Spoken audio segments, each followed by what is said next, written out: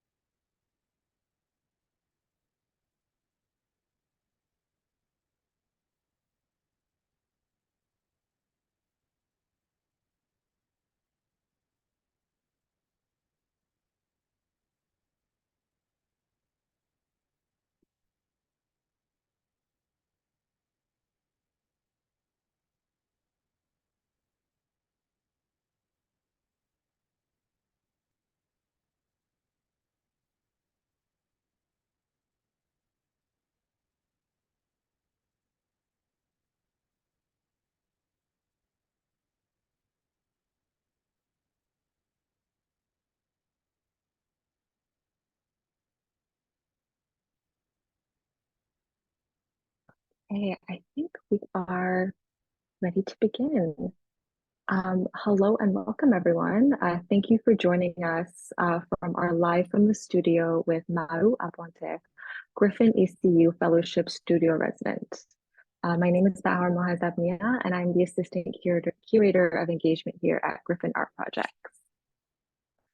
Before we begin, we would like to acknowledge that our work takes place on the traditional, ancestral, and unceded territories of the Tsleil-Waututh and Squamish nations, to whom we are deeply grateful.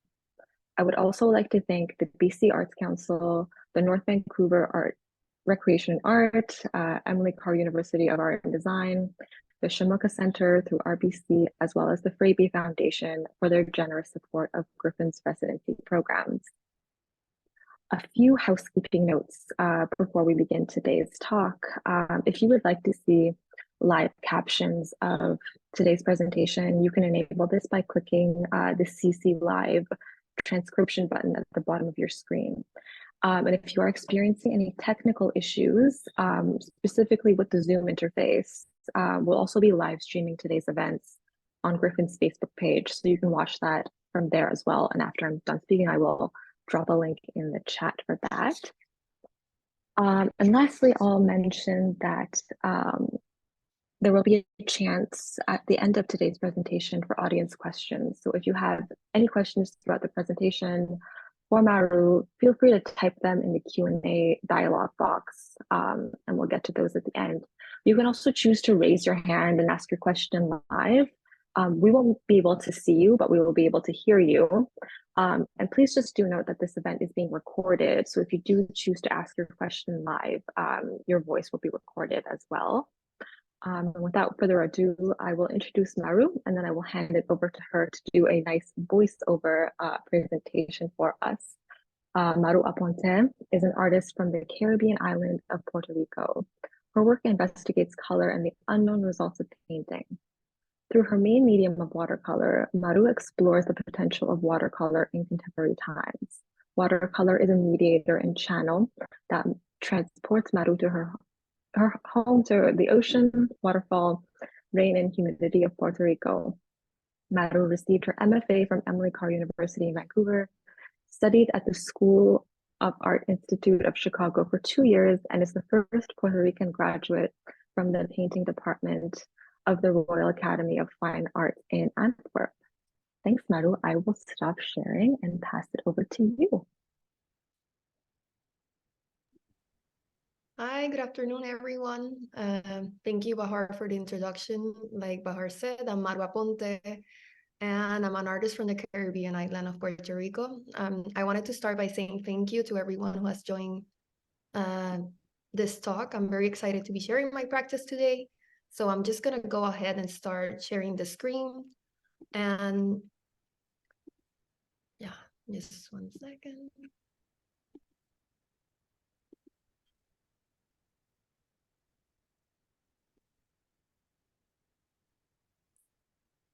So I wanted to start by saying also thank you to the Griffin's Art Project for providing me the opportunity to be here in North Vancouver for the last 3 months, where I've been using the studio, because I got the Griffin's ECU Fellowship Studio Award. So it's been very exciting for me to have the opportunity to have the studio immediately after graduating and being able to stay in Vancouver after graduating from the Master's in Fine Arts at Emily Carr. I've taken this 3 months to mostly do a lot of experimentations and mostly material experimentations. While I was doing my master's, I had many ideas that I couldn't get to. So it's been great having the opportunity to be here and just continue playing and having room for experimentation immediately after graduating. I think what I appreciate the most is just having that space where I can try things and they can be successful, but they can also be failures. And I think that's very important and has been very important in my practice. So I just wanted to say really thank you. And yeah, so I'm gonna start by talking a bit about what I did before coming to Vancouver and how I got to Vancouver. So as Bahar mentioned, I am from Puerto Rico and I grew up in Puerto Rico. And I did 1 year of undergrad in Puerto Rico, but I immediately I transferred to the School of the Art Institute of Chicago. It was my first time going to an art university, and the School of the Art Institute of Chicago is a very multidisciplinary program where I did 2 years, and I was in the painting department, but I was so excited and introduced to so many ways of expressing myself that I tried many different classes. I did furniture, I did some graphic design, fibers, and I always tried to take some painting courses. And then at the end, when I was already at the end of my second year, I knew I wanted to focus on painting, but it felt that I felt a bit ignorant in how, with the history and how I was in contact. I felt that my ideas were more interesting than the way I was making. So I really wanted to learn as much as I could about the medium. I really wanted to engage. And then I started looking for other programs elsewhere that were really focused on painting. And that year was the first year that they, in the Royal Academy of Fine Arts in Antwerp, they were accepting people who spoke English. So I went to Belgium and I did the entrance exam and I got in. And I decided to restart my undergrad there. And it was a very different academic system. So this is one of the oldest academies in Europe, and they still teach this academic system where first year is still life, figure drawing, landscape painting, and a bit of free work. Then the second year is figure drawing, figure painting, and then the other half is free work, and you also get to do landscape painting. And then last year was mostly free work and then a bit of figure drawing. So I talk about this program because for me, it was the first time I was introduced to landscape painting. I grew up in Puerto Rico and I always spend a lot of time outdoors. It's very important for me, but I never had the experience of painting outdoors. So doing this program really changed and provided me different ways of starting to paint and to paint that I still use today, and have been really important on how I start and I view and are very present in my practice today. So I decided to come to Vancouver for the Master's in Fine Arts. When I finished the program in Belgium, I was already doing a lot of watercolor, and I'm going to be sharing some pictures of, so this was work that I was doing already back then. This is 2021. When I started my undergrad at Emily Carr, my master's at Emily Carr. I was doing watercolor on paper, and I already knew that I really enjoy being outside, so I was starting from plein air as always. I think I was most excited about starting the work than finishing the work. And I, at the moment, was doing the work on paper, but I saw them as studies for my paintings. And when that was happening, I was doing a lot of mixed media on canvas. So I had this idea that for it to be a good painting, it had to be a large format oil painting. And yeah, I wasn't maybe giving the watercolors the importance that they had in my practice, but they were very present and I was very excited about the work. So the work that you're seeing now, I also handmade the frames because I thought it was very important how the work was finished. I wanted to make the decisions myself. And then I came to Vancouver because I knew that I still wanted to be in contact with nature. I still wanted to have the possibility of starting outside. And I wanted to live in a city as well at the same time. I knew I wanted a different perspective, but I never come to Vancouver. It was the first time I came to Vancouver was just when I started the program, and it was in the middle of pandemic. So it was like a big jump that I made. And yeah, it was it was a good decision from my perspective. I was very excited by the faculty at the program and the work that they were making. So I just took the leap and I came to Vancouver in 2021. And during the time in my MFA, which is, I'm mostly going to be talking today about my artistic method, but I'm going to be focusing because it was quite recent on my master's. But currently, my practice is informed by entangled topics that take up plein air painting, watercolor as a primary medium, and the relationship of color to the Caribbean island of Puerto Rico. So during that time, I started what is like research for my practice, and the specific questions that I address in the work are: how can plein air painting in the Caribbean function as a form of deep acknowledgement of place? What is the potential of watercolor as a contemporary artistic medium? And how can color represent the Caribbean island of Puerto Rico and its culture? So the pictures that you're looking at right now, it's something that I just wanted to share. I take a lot of Polaroids, but I don't work from pictures. So I usually have a Polaroid with me and I take pictures of places I'm at, maybe work where I'm looking at the studio for me always starts outside. So on the left, you see the Tohomi Bahama share and me working at the beach.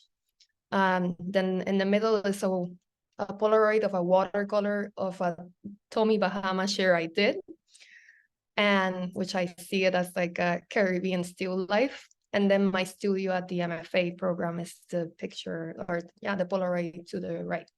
I think I find it interesting, and what I'm mostly interested about Polaroid is how the image is developed. And I find it interesting seeing and comparing that, having the idea how I construct a watercolor versus how a Polaroid constructs an image. And being able to see that development, I just find it very interesting. So today I'm gonna be following maybe just the order of my own process and my own artistic method. So I am inspired not only by the history of plein air, but what it might mean in these contemporary times. Learning about plein air painting once I left the island has made me more aware of my homeland, its history, the climate, and the cultural atmosphere. I am more aware of how I add to a particular location, and in this way, I'm responsive to what the landscape adds in my development. So these are just images of how I start.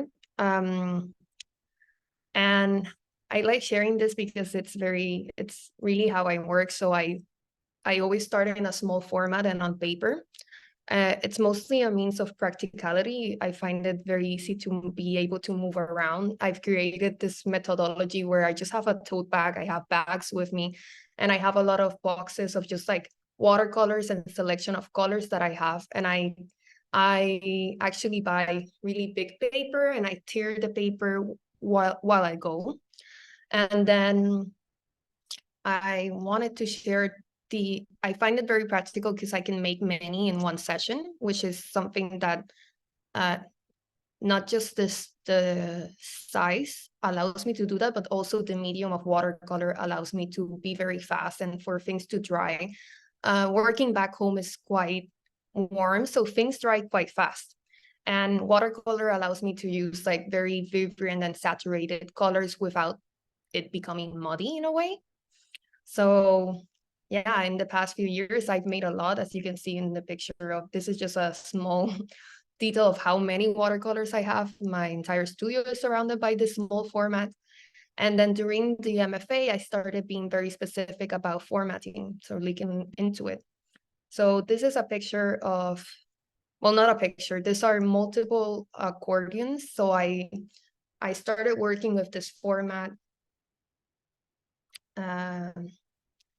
mostly as a practical, because of the practicality. The format gave me access to fold the paper, and when things were dry, I could just fold them.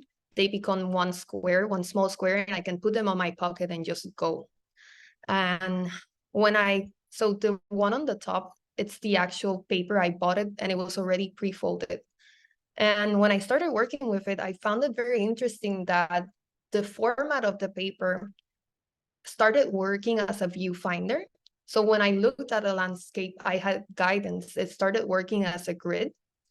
And that actually I found it a very interesting strategy for me to just continue painting and continue working. And then I started playing around with direction. I was doing both landscape but vertical. And it's horizontal and vertical, which was something that I found I wasn't doing before. At the same time, it felt like, yes, they're very small format, but at the same time, the landscape within the image, within the paper and within the image, it started expanding. I felt like I wanted to go higher, lower, and sideways, which was something that I wasn't doing before.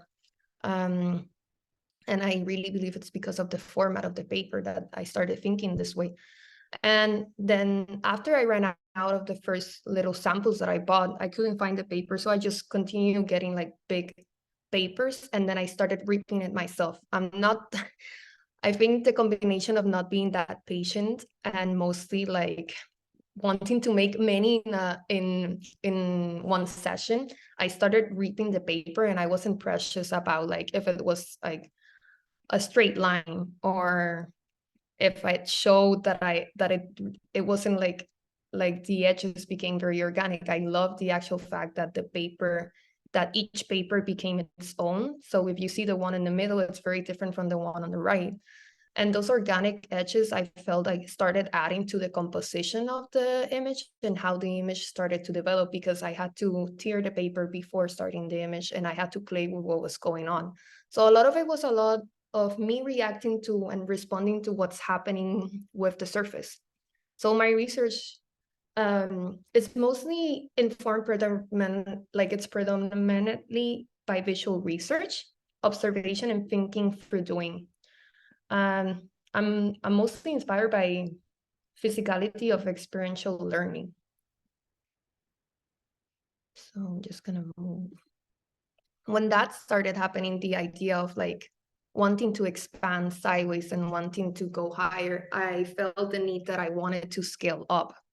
So before starting the program, I wasn't doing large format work. And when I started doing these accordion books, it felt that I wanted to walk into the landscape in that sense. So I started going larger.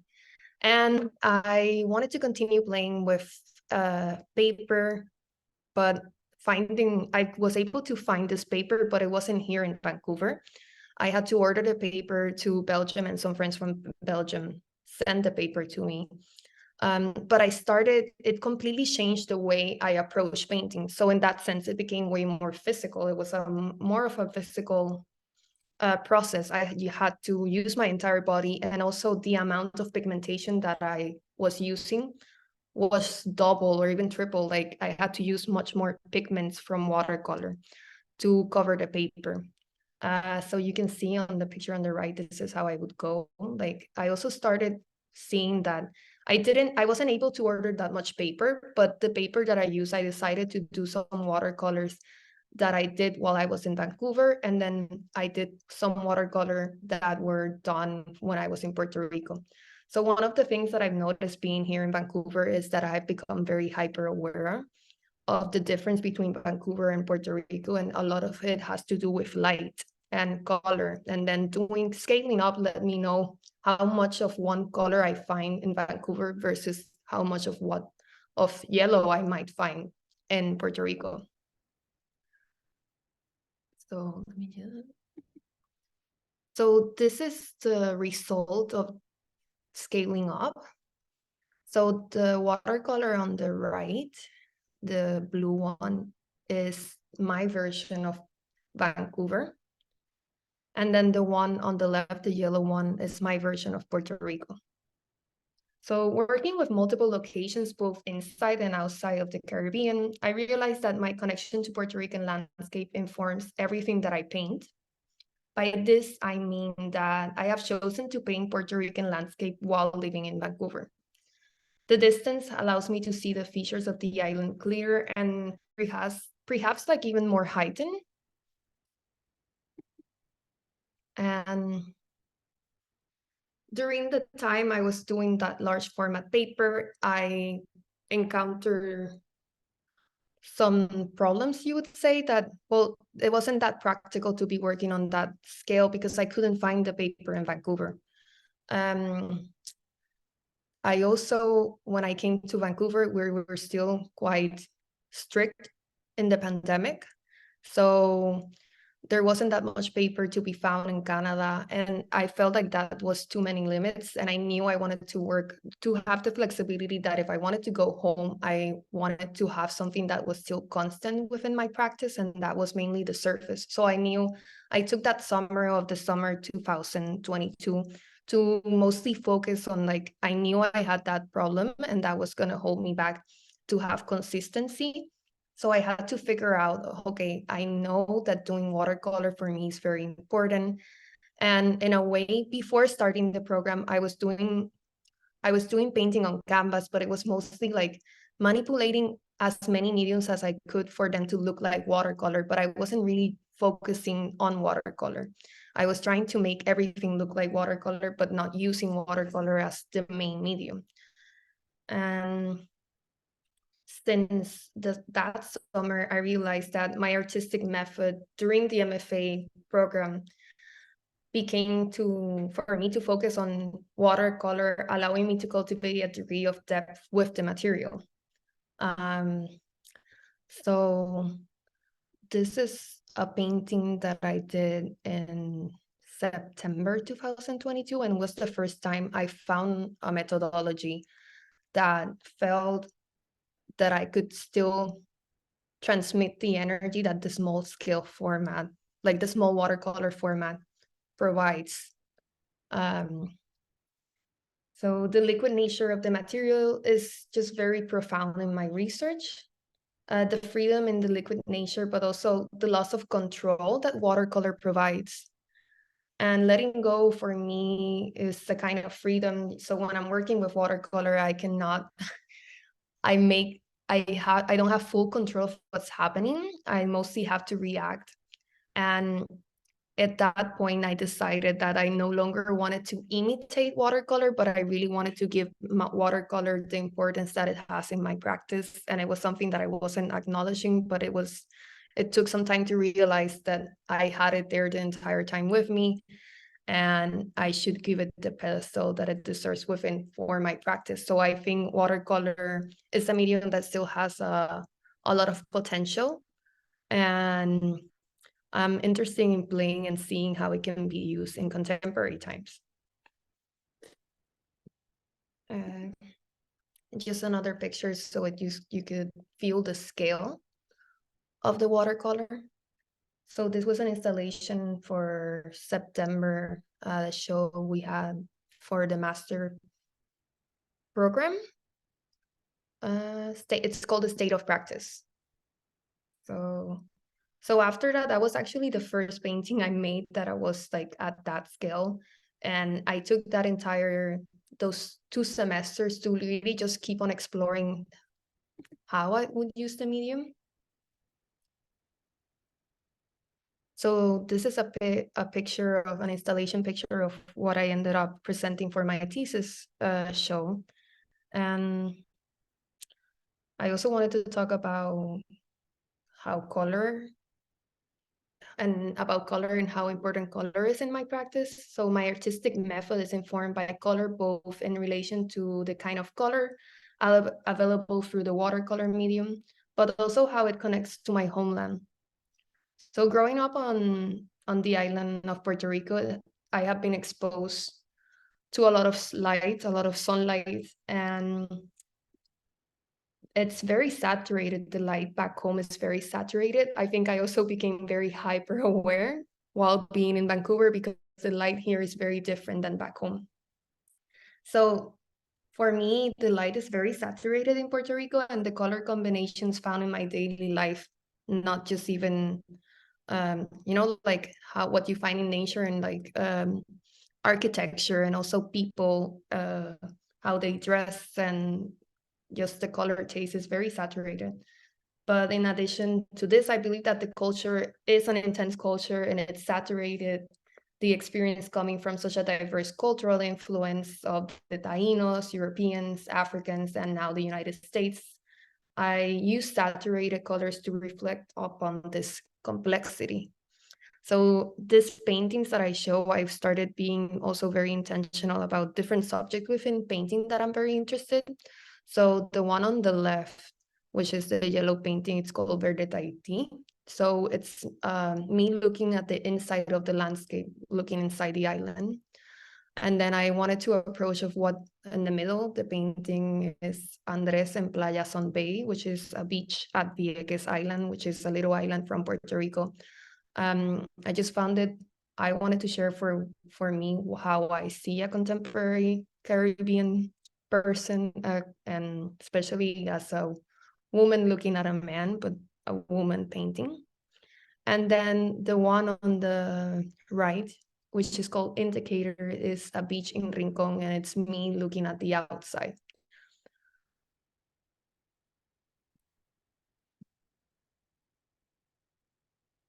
And yeah, so after I graduated, I immediately went back home and I worked for the entire summer, and I just continued exploring different ideas that I had. And I'm still am very excited to continue painting. I feel the need that I just want to continue scaling up, but I haven't dismissed how important the small watercolor is in my practice. Now I see them as they stand on their own, and when they don't, I push further into playing with canvas.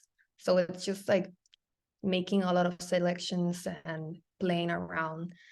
And it's been very rewarding. I'm looking now a lot at the whites and the surface, like the white space within watercolor and how the image is built. And then currently at the Griffin,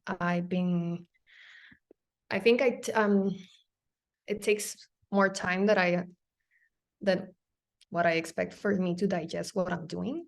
So right now I'm playing with surface, and I found this paper that has it's like gray tonality to the paper, but it's the type of paper I like. I enjoy having paper that is very porous and it's handmade.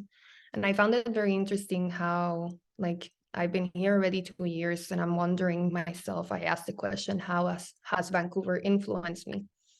I think I do see my work differently, and I approach my work with a different attitude than before. But I'm just playing around now with surface. So this is just a glimpse of what's been going on. I've been working with this gray paper, and I am interested in how the gray influences the pigment and how it can still be saturated, but with this tonality, which in a way, it reminds me of Vancouver. So that's where I'm at right now.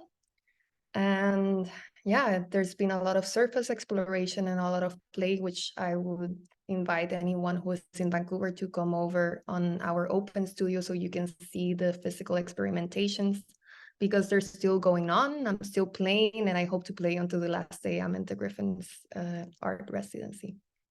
So yeah, so that's it. I'm back.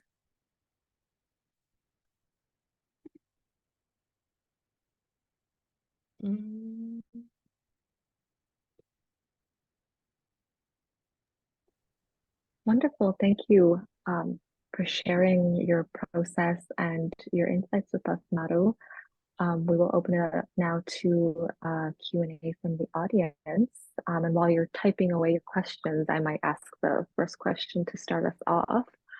I've seen in your studio, and you spoke a little bit about this kind of internal and external, this inside outside process you have. Obviously, you go outside, you take your materials, and you have your little small accordion paper sketches, and then those get transformed into these large scale works. So I'm wondering what's your kind of selection process, or what makes you decide, or what draws you to what you select to then take onto this bigger scale? Well, thank you for the question.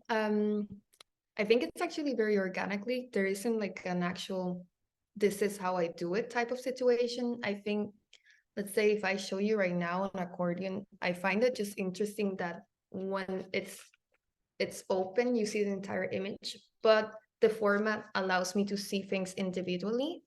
And then like in that sense, I think like, oh, this has potential for more.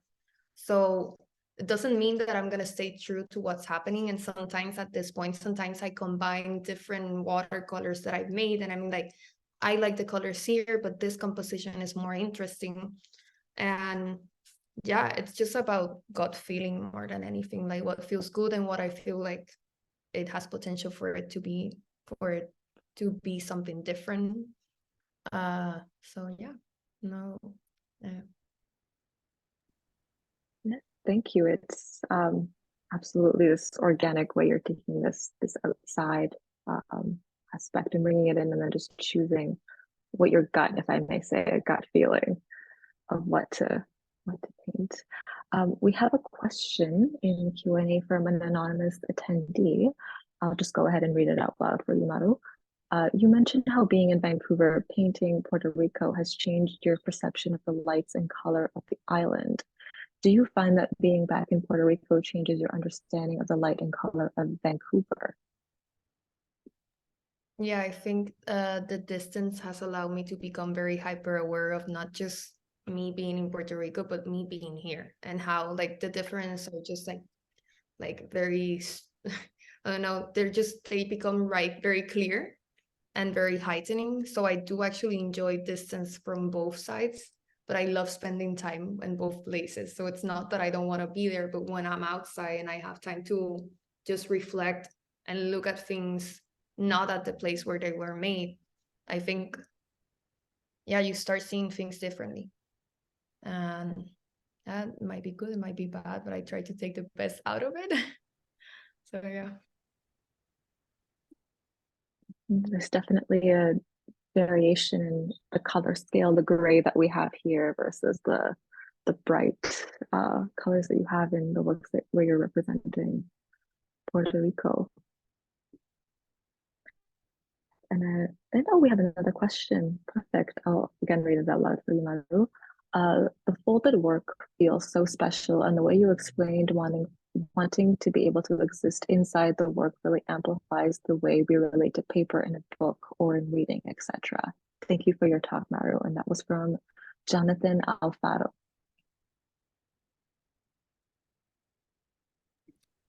Thank you for the comment.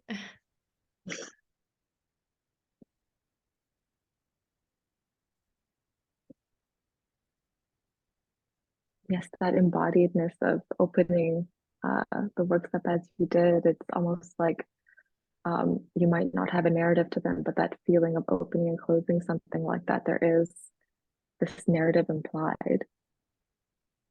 Yeah, it's also a bit cinematic in a way that you can really slow down the way you're viewing, and in a way it's also for me to slow down and view things within my own paintings and being able to see multiple views within the same landscape. It's yeah. Yes, I mean, here right now we have the mountains and the water. That itself is multiple views. So it's interesting to see you echo that in these smaller scale accordions. Maybe I'll ask one more question while the audience is thinking of some more things to ask. And also, please feel free to raise your hand if you do want to raise your question out loud.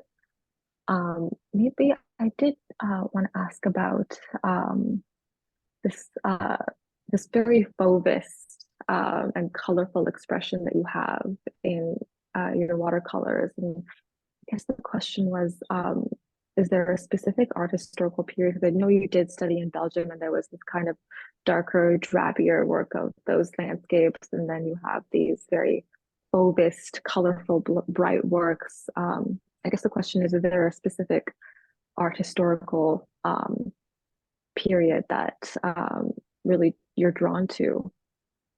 Well, I don't do it consciously, I think. Like it's just like I do look at a lot of contemporary art and I look at a lot of art. And then historically, Fauvism was very like the first time I interacted with it was when I was in my undergrad and I got to see a show at Orsay in Paris. And yeah, I was very drawn by the directness of color and how color was used and how things are just exaggerated. When you see a thing a bit yellow, you just exaggerate it and put it yellow.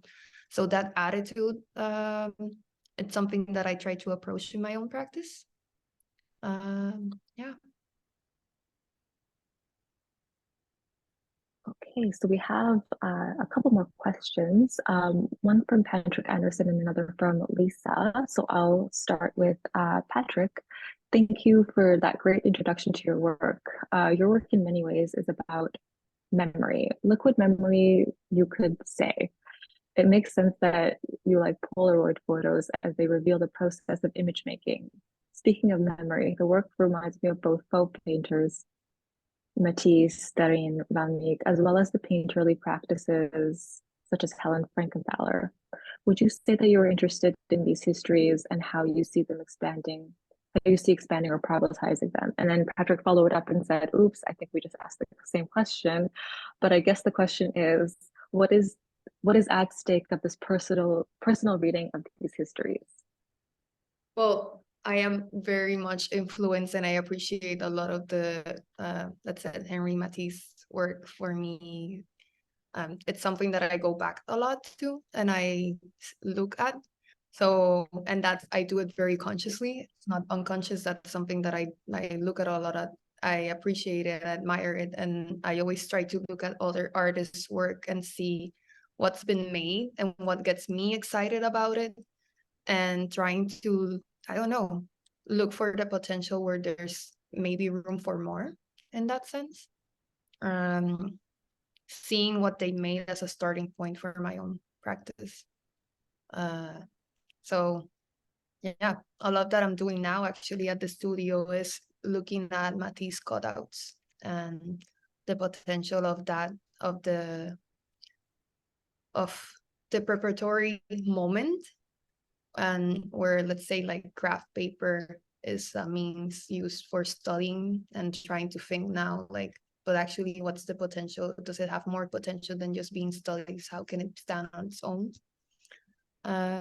Yeah, but very influenced by them. So yeah, and I cannot take that away and I don't want to take it away. And I think it's great to have that. So yes, I don't know if that answered your question. Great. And then next we have a question from Lisa. Maru, you have also considered using the entire environment of the room, painting on the wall as well, for example, as on a surface. Can you speak more about that impulse? Yes, it's something that I consider and I see it mostly like now it's just like having the opportunity to play around with the space more than anything. And let's say like if I do it and I work with it, I want to be very intentional about it, but also try to be very strategic of how the work is experienced. So it's something that coming up, and after the Griffin, we'll see where that leads and what might happen from it.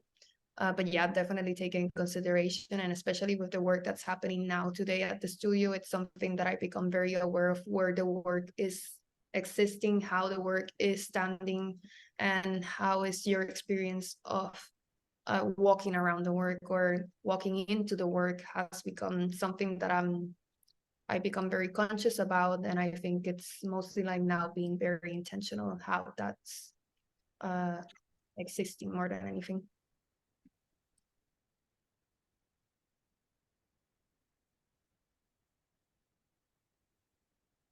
I think we'll open it up to any last questions. so please feel free to type away in the chat. And while we're waiting, I might just take this time to ask another question. You've spoken about being in places and the way that those places again have influenced your work. So after Vancouver, what parts of Vancouver do you see yourself taking with you? And are there any parts that you want to just leave behind and never touch again in your practice?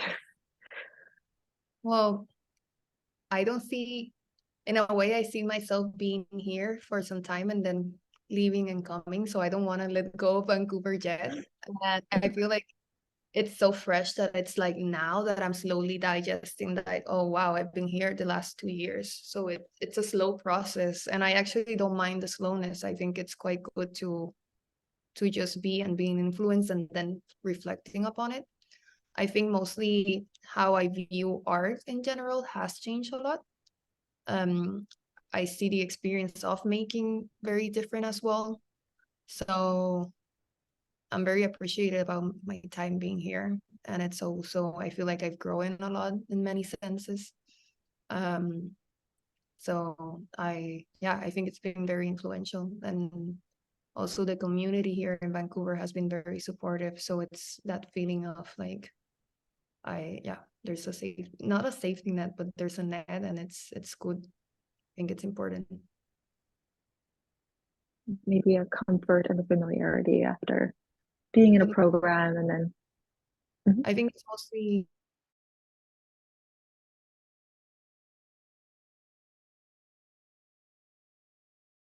how I've been viewing my own work and how it is existing and the intentions behind it.